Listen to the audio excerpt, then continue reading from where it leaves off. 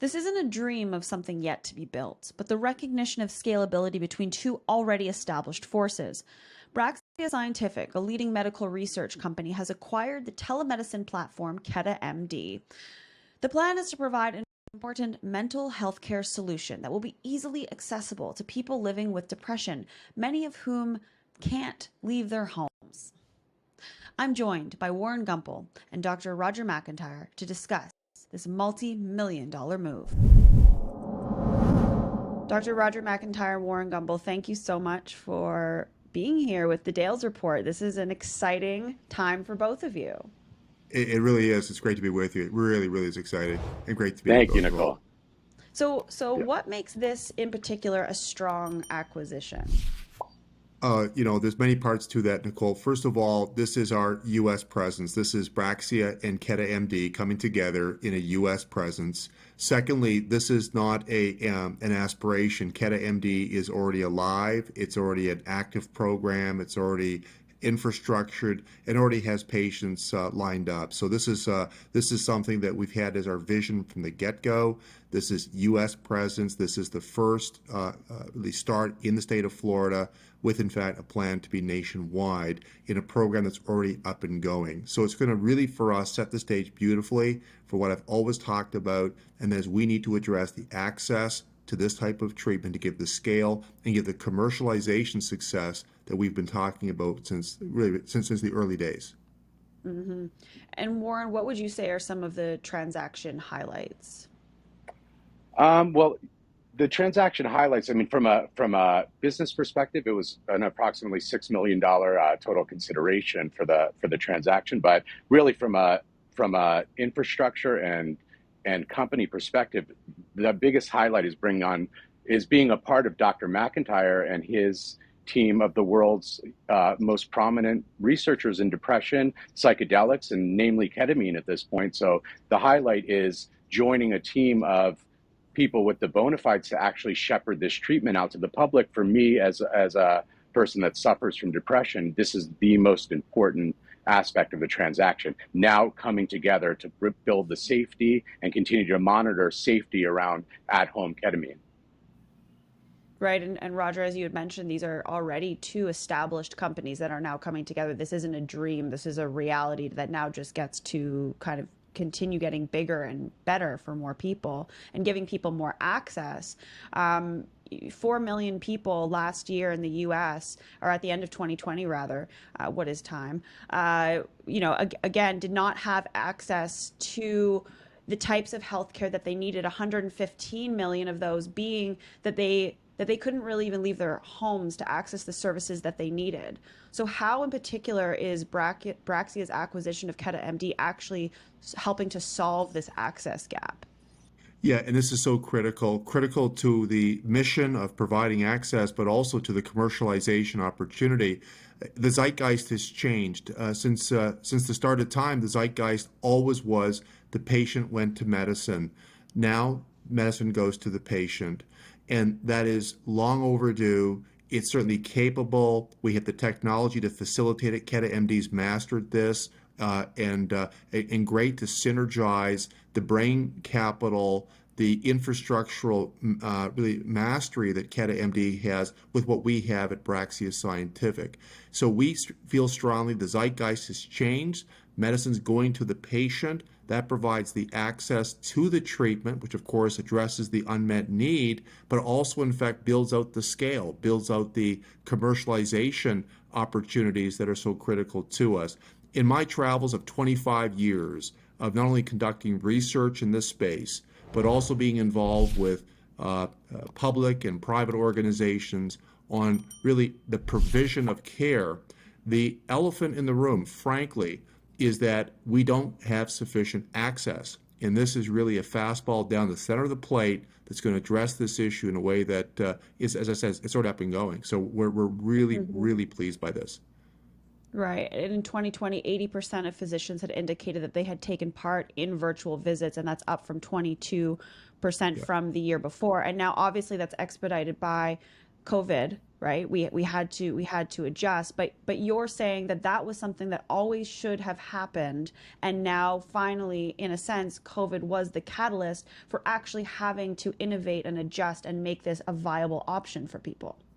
That's right. And when you look at medicine in general, not unique to medicine, the history, these types of changes occur on occasion. And it was a remarkable occasion the last 2, 3 years that really accelerated this, the horses out of the barn. And certainly the provision of psychotherapy or counseling and other types of support mechanisms through telehealth is one important piece. But the other piece is, in fact, taking the treatment into the patient's home. So, for example, most people would think about interventions in medicine. You need to go to a clinic, you need to go to a hospital, things of that nature. And certainly for some people, that's going to continue to be the case. But the reality is that much of what we're talking about, that is implementing ketamine and psychedelics, can actually be done safely in people's home, of course, with careful SOPs in place, best practices in place, and surveillance. So in addition to the familiar access to psychosocial interventions and therapeutics, there's also now the opportunity for us to implement medicine in people's homes. This is happening right across the board in cancer, in heart disease, in diabetes, chronic disease in general. The consensus is we need to have treatment at home. And when you look at acquisitions that have been taking place recently, for example, with Amazon, a recent announcement about what CVS is planning to do in terms of home-based care, it's clear that major stakeholders in this area see the future of medicine is in the person's home. So we are very pleased. Braxia Scientific, KetaMD, have brought together world-class expertise in drug discovery and development, world-class expertise on treatment implementation, as well as now the infrastructure to do this in people's homes. So I'm really, really pleased by that. Mm-hmm. And Warren, you're going to continue as CEO of KetaMD, right? Yes, I'm going to stay on as CEO. This is kind of Okay. my life's mission. Ketamine saved my life personally. I'm somebody that has suffered from bouts of depression forever. And when I first was able, luckily, very luckily, to access ketamine because it was in walking distance of my apartment in Manhattan, which is, again, that accessibility gap, you know, when I woke up from that fog of depression, this became my mission, and developing KetaMD, which again, like Dr. McIntyre said, simply just following the model of Amazon in a world where Kmart's are no longer viable. This became my mission to increase that accessibility, and I plan on staying on, and I plan on helping patients to find this, educate them, and receive this treatment in the safest way possible. Again, of a treatment where the data exists.